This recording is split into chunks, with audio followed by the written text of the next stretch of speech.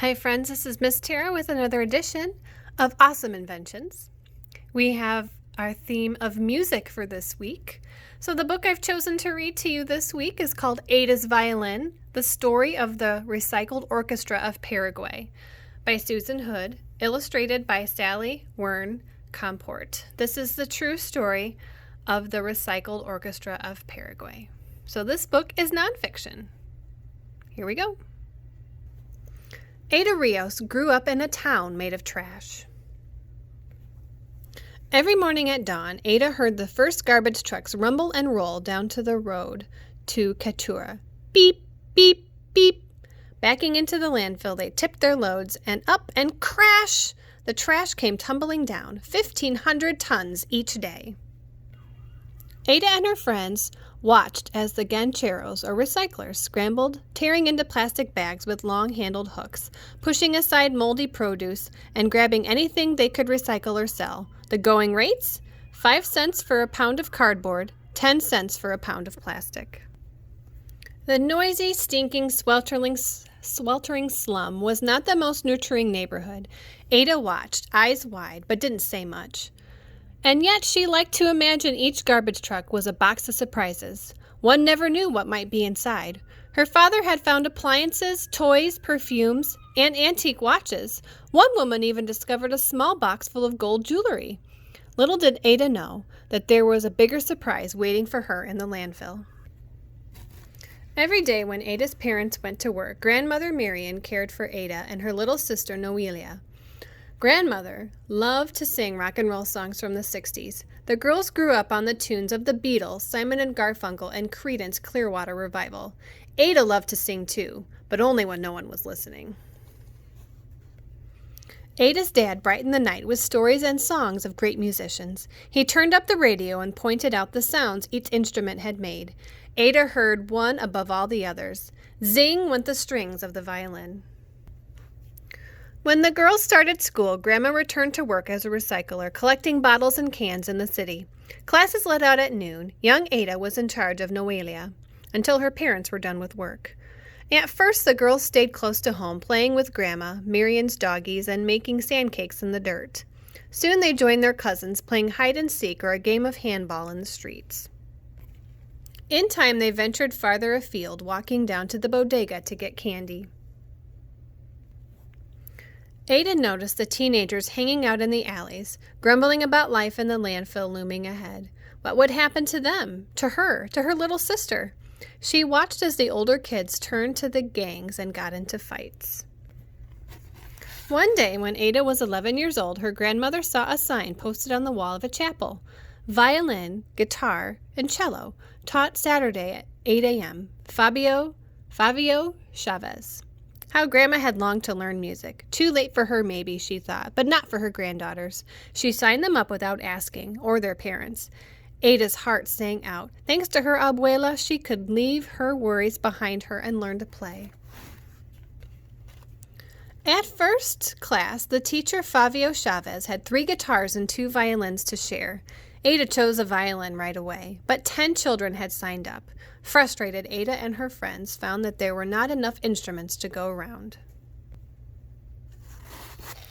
And then they realized there was a bigger problem. Everyone quickly realized that the children would need to practice at home, but it wasn't safe to be seen with an expensive instrument in Catura, where a violin is worth more than a house. Watching the children play amid broken glass and rusty metal, Senor Chavez knew he had to do something. He remembered a band called Les Lutheries that made its own instruments, and that was it. He asked Nicolas Cola Gomez, a ganchero, for a carpenter, for help. Senor Gomez found a discarded drum with a big hole in it. What could he use to fix it? He picked through the trash and discovered an old X-ray film. Would that work? It did. Senor Gomez kept experimenting, and others like Tito Romero helped. Inventing instruments wasn't easy, but they fiddled around, discovering which materials hit just the right notes. They transformed oil drums into cellos, water pipes into flutes, and packing crates into guitars. Soon there were enough instruments for all the children who wanted to play. Ada chose a violin made from an old paint can, an aluminum baking tray, a fork, and pieces of wooden crates. Worthless to thieves, it was invaluable to her. It was a violin of her very own. Senor Chavez set up a strict schedule of 3-hour lessons. The class had no classroom, so they played outside, despite the 100-degree heat and sudden downpours. At first, Ada and the others struggled. Sharps and flats clanged and clashed. Playing an instrument is a process. It doesn't matter if one is rich or poor, ugly, fat, thin. You cannot learn to play an instrument overnight, Senor Chavez told the children. Some kids decided it was too much work and gave up, but not Ada. After lessons, she would practice at home, sometimes 2 hours a day. In time, screeches, twangs, and tweets hit all the right notes. Their class became a small island where Chavez taught them to respect themselves and one another. Be kind, always say please and thank you, say you're sorry, be dedicated when you commit to something, Senor Chavez told the children. Soon the ragtag crew of kids learned to tune in and listen to one another, to band together. The recycled orchestra was born. From then on, there was something new in the air in Cantura. Gaucheros trudging home from the landfill might lift their heads to hear the sounds of Ada's violin, or the strains of Bibi's cello, or the strum of Noelia's guitar. A symphony of sound helped to lift them beyond the heat, the stench, and their aching backs. With her violin, Ada could close her eyes and imagine a different life. She could soar on high, bright bittersweet notes to a far-away place. She could be who she was meant to be. Ada's skill grew, and so did her confidence. Once timid, she now took to center stage playing solos. She helped teach the younger children, too. Her teachers and fellow students took note. When she was 12 years old, Ada was named first violinist. Imagine, she was first at something. Shortly after, she and her 39 fellow musicians were invited to perform concerts in Cantura, later in the nearby capital of Asunción. Word of this extraordinary orchestra spread. Soon they were asked to perform in other cities and even other countries. Ada and her friends flew on their first airplane, stayed in their first hotel, swam in the bright blue waters of Rio de Janeiro, sampled their first pastries and pineapple, and saw sights they never imagined. The world dazzled them, just as they dazzled the world. When Ada was 16, the orchestra received a very special invitation. They were asked to tour with a world-famous rock band. More than 35,000 people awaited them at their first concert stop in Bogota, Colombia. Ada was more than nervous. She didn't know how to enter or how to greet the audience, and she went blank. She saw a giant stage with glaring lights and heard people screaming. But she didn't have to worry. As the recycled orchestra took the stage, the people who had paid to see the rock band cheered for them. The enormous audience sang and swayed to the music as the orchestra played. And as their performance came to a close, a crescendo of cheers, chants, and applause resounded across the park. The astonished kids bowed and grinned at one another. They had discovered the surprise waiting in the landfill. Buried in the trash was music. And buried in themselves was something to be proud of.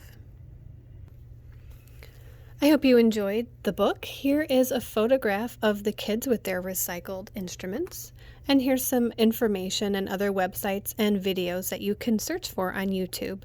If you just do a Google search for the Recycled Orchestra of Cantura, you will be able to watch the video of them playing with Metallica and other places in Bogota. There's also some websites here, including the landfillharmonicmovie.com, which is a documentary based on the story that we just read. And I hope you have enjoyed this story. And here is the activity for this week. Hi guys. So I hope you enjoyed Ada's violin. So I thought a really fun activity would be for us to create our own instruments based off of the things we have around our house. So I have made a couple things up here. This is an old peanut butter jar that we've washed. And on top of this is just some wax paper and some rubber bands. You can use this like a bongo drum to hit on the top, and you can decorate it if you want it to be a little bit more pretty. I made a kind of maraca or a noisemaker, and I just colored 2 paper plates and I stapled them together. Inside are some jewelry beads that we had downstairs in our arts and craft area. So that could be a fun little noisemaker activity for you. I've got some cooking skewers that we used last year for our cooking class for kids. You can make your own kind of drum. You can have a bongo, or you can have kind of like a snare drum. You can also use things that you have around the house to make a different kind of sound. This is just a soup can that we cleaned off and made sure there were no sharp edges. And I just got 3 different sizes of rubber bands and I put them around the top and the bottom. So when you pull the rubber band, it makes different sounds. Oh, it fell off. Silly rubber band. So the smaller ones make kind of a higher sound.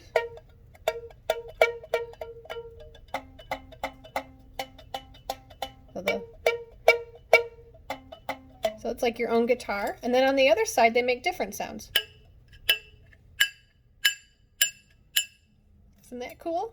You can have your own little, kind of like a guitar without a handle, with the soup can here and some rubber bands. See how many different sizes of rubber bands you have at home?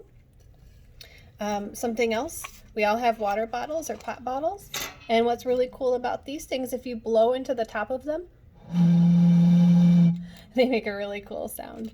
So let's see what kind of really fun instruments that you have at your own house that you can make yourself. And I hope you enjoyed the activity this week. So we'll see you next week with another awesome invention. Bye, guys.